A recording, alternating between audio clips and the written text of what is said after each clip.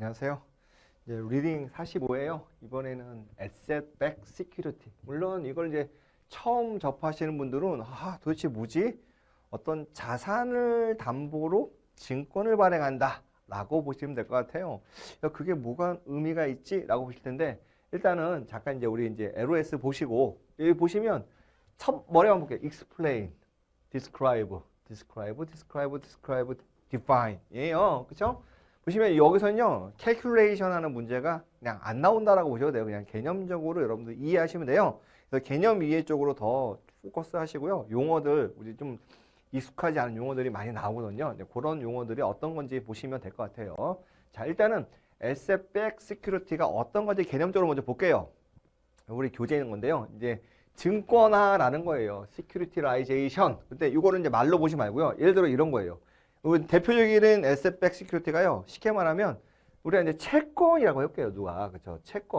채권인데 채권을 A라는 회사가 발행한다고 해볼게요. 그냥 이건 그냥 삼성전자로 가볼게요. 예를 들어 뭐 삼성전자가 채권을 발행해요. 삼성전자가 그렇죠?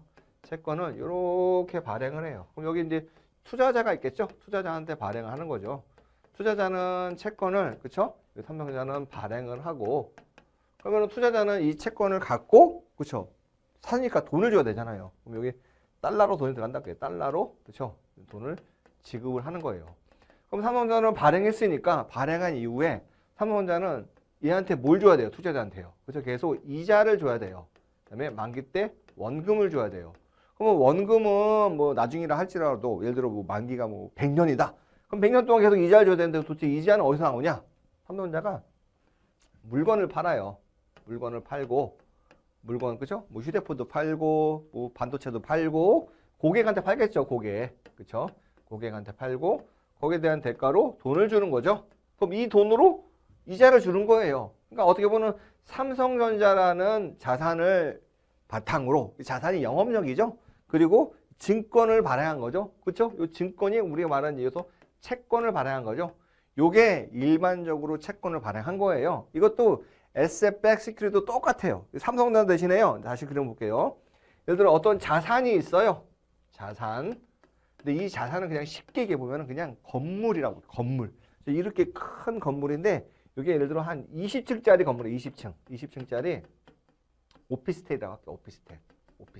오피스텔은 예를 들어 여기는 이제 보증금이 없고 월세만 내요. 그래서 20층짜리니까 여기 오피스텔이 100개가 있다고 할게요. 100개가 있는데 한 칸마다 그렇죠? 50만 원씩 매달 월세를 낸다고 할게요. 50만 원. 100개가 50만 원 얼마예요? 10명이면은 500만 원, 5천만 원. 그렇죠? 월 5천만 원씩 수익이 나는 거예요. 5천만 원. 그렇죠?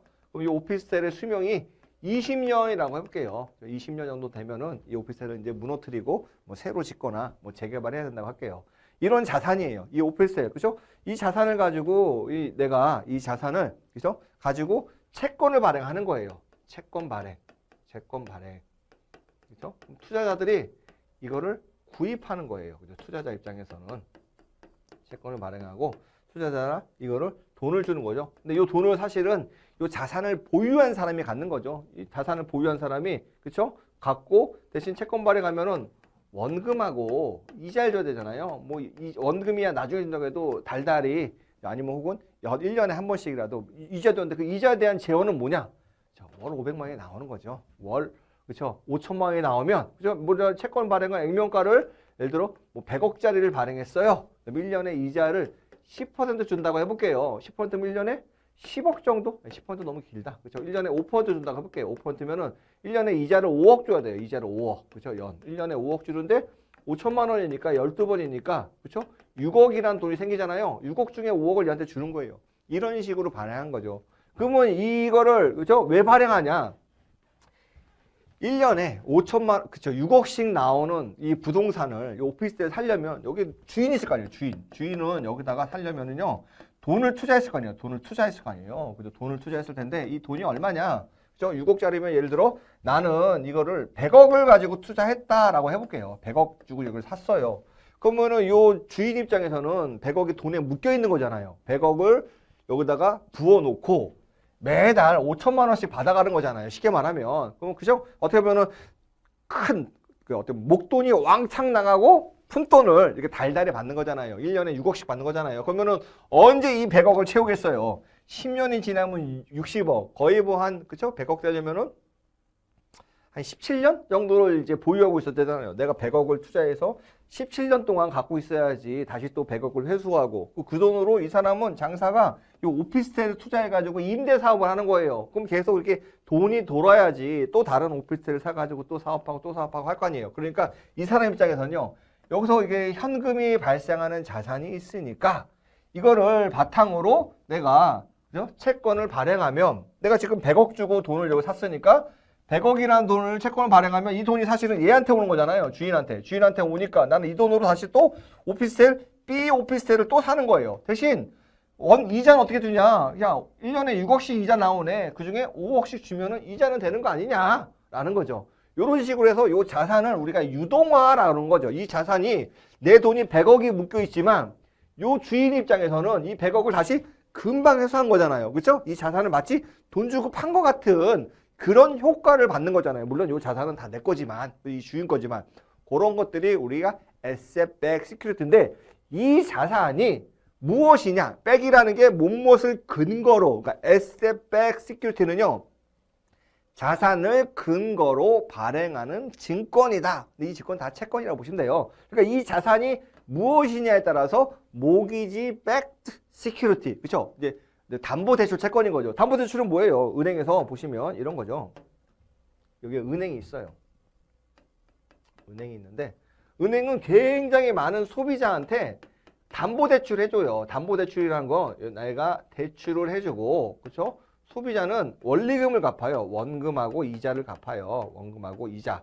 그리고 은행 입장에서는 요 소비자의 아파트다. 쉽게 말하면 아파트를 담보로 잡는 거예요. 원금 이자가 따박따박 들어와요. 근데 은행이 대출해 준 게 예를 들어 10조 원을 대출해 줄게요. 그러니까 한 명이 아니라 되게 여러 명의 소비자한테 그래서 집사람한테 10조 원이면 은행 입장에서는 장사하려면 대출해주고, 그렇죠? 빨리 또 목돈이 들어가지고 또 대출해주고, 대출을 많이 해줘야지 은행 입장에서 장사가 되잖아요. 근데 문제는 10조 원이 나갔어요. 그러면 이 10조 원을 원금을 보통 우리가 이제 주택금융 같은 경우에는요, 만기가 막 20년, 30년 그래요. 그럼 내가 10조 원이라는 돈이 다 회수되려면 한 2, 30년을 기다려야 돼요. 2, 30년 동안 돈이 묶이는 거잖아요. 그러니까 은행은 여기다 보면은 대출 채권이 있죠. 대출 채권. 은행 입장에서는요. 이 대출 채권을 담보로 해가지고, 그쵸? 대출 채권을 쉽게 말하면 우리가 SPC라고 해볼게요. 요 가상의 회사한테 팔아요. 판매를 하고. 그럼 요 가상의 회사는 SPC는 이제 페이퍼 컴퍼니인 거죠. 물론 교재에서 SPE라고 해요. Special Purpose Entity 혹은 Special Purpose Company. 그쵸? 우리가 뭐 페이퍼 컴퍼니라고 하는. 거기다가 판매를 하고 얘는 요 자산을 갖고 있잖아요. 요 자산을 담보로 증권을 발행해요. 증권을 발행하면 투자자 입장에서는 그쵸? 이거를 돈을 줘요. 그러면 이제 판매했으니까 판매 대금을 얘한테 주는 거죠. 그럼 은행은 요 10조 원을 회수할 수 있잖아요. 그럼 다시 이 10조 원을 가지고 또 대출하고 마치 이 묶여 있는 돈을 그쵸? 이제 현금화 시키는 거잖아요. 그래서 그거에 대한 자산이 뭐냐? 현금화 대상이 되는 자산이 여기서는 모기지 채권, 그렇죠? 주택담보대출 채권. 그러면 이걸 asset-backed security 중에 좀 더 구체적으로 모기지-backed security가 되는 거예요. 만약에 이 신용카드다. 뭐냐면 신용카드 입장에서는 카드 회사가 그렇죠? 뭐 할부를 10개월로 해요. 그러면은 이런 거죠. 신용카드 입장에서 있다면 신용카드 입장에서는 그렇죠? 여기다 보면은 할부를 10개월 줘. 할부. 그러면은 10개월 동안 그렇죠? 원금하고 이자를 갚아요.